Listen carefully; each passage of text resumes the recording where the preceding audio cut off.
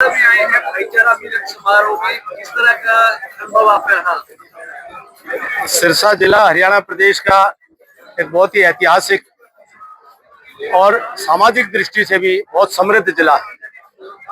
हरियाणा प्रदेश की राजनीति के अंदर भी सिरसा ने एक बहुत महत्वपूर्ण भूमिका हमेशा निभाई है और यहाँ का सर्व समाज का आपस का भाईचारा अपने आप में एक आदर्श मिसाल के तौर पर सदा रहा है।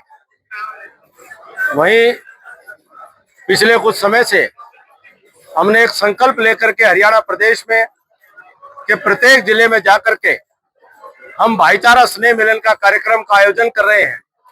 सर्व समाज के साथियों को साथ में लेकर के जो पिछले दिनों राजनीतिक षड्यंत्रों के कारण से हरियाणा प्रदेश के 36 बिरादरी के भाईचारे में दरारें आई थी, उनके अंदर खाई पैदा करने का पाप हुआ था, वो उसकी पुनरावृत्ति ना हो, हरियाणा फिर से किसी राजनीतिक षड्यंत्र का शिकार ना हो, किसी राजनीतिक चक्रव्यूह में फंस करके हरियाणा प्रदेश के लोगों के मकान, दुकान, प्रतिष्ठान पर उनको जलाने का पाप ना हो, हरियाणा के नौजवानों के फिर से जिस प्रकार से नौजवान हताहत हुए थे वह स्थितियां पैदा ना हो, तो समाज के अंदर आपस में परस्पर विश्वास बने, भाईचारा बने, सज्जन शक्तियों का संग्रह करते हुए जो सात्विक शक्तियां उनको इकट्ठा करते हुए और सज्जन और सात्विक शक्तियों को सक्रिय करने का एक प्रयास है और प्रयास बहुत सफल हो रहा है।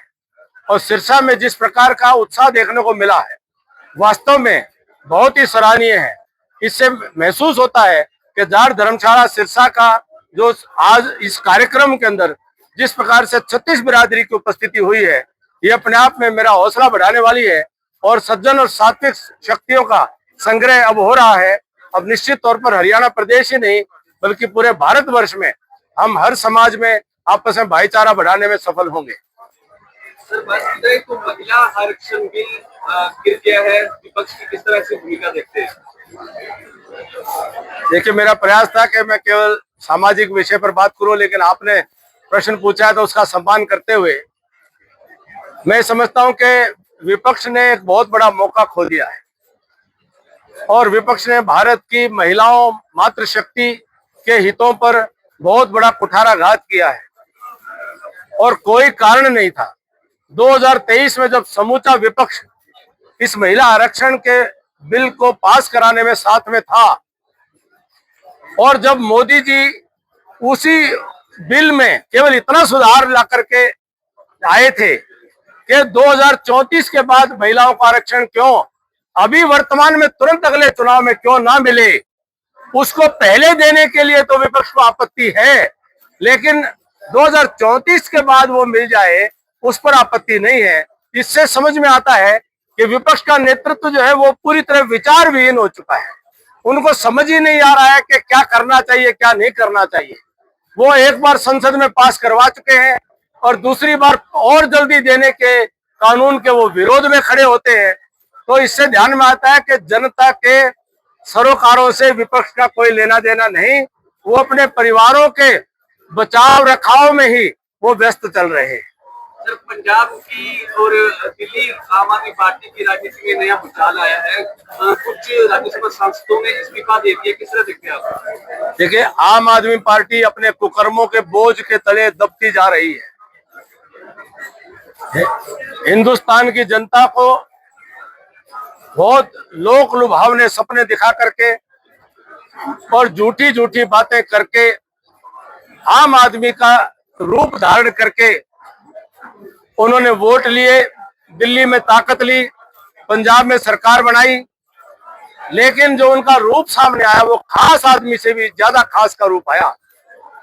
जहां वो कहा करते थे कि छोटी गाड़ियों में चलेंगे, पब्लिक ट्रांसपोर्ट में चलेंगे, सरकारी स्कूल में बच्चों को पढ़ाएंगे, सरकारी अस्पतालों में इलाज करेंगे, और वही लोग जो अपने घरों में रह करके सरकार चलाने की भाषण दिया करते थे वो सरकारी कोठियों से भी संतुष्ट नहीं हुए, शीश महलों का निर्माण करने लगे।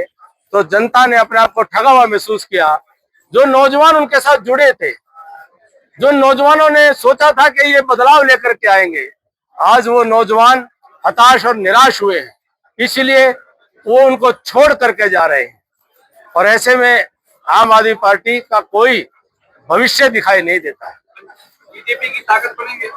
निश्चित तौर पर अब देश की मुख्य धारा में पंजाब आना चाहता है। पंजाब ने अनेक प्रयोग कर लिए। पंजाब ने अकाली दल भाजपा की सरकार भी देखी थी, उसमें अकाली दल के नेतृत्व में वो सरकार थी, तो अकाली दल को नकारने का काम किया। फिर कांग्रेस की सरकार रही तो वो भी पंजाब के लोगों के अरमान पूरे नहीं कर पाई। फिर आम आदमी पार्टी का प्रयोग हुआ जिसमें अतिवादी ज्यादा सक्रिय दिखाई दिए। अब पंजाब की जो जनता है, 36 बिरादरी है, सब मत पंथ संप्रदाय मिलकर के अब पंजाब के अंदर वो एक नया प्रयोग भारतीय जनता पार्टी के तौर पर राष्ट्र की मुख्य धारा में शामिल होकर के करना चाहते हैं।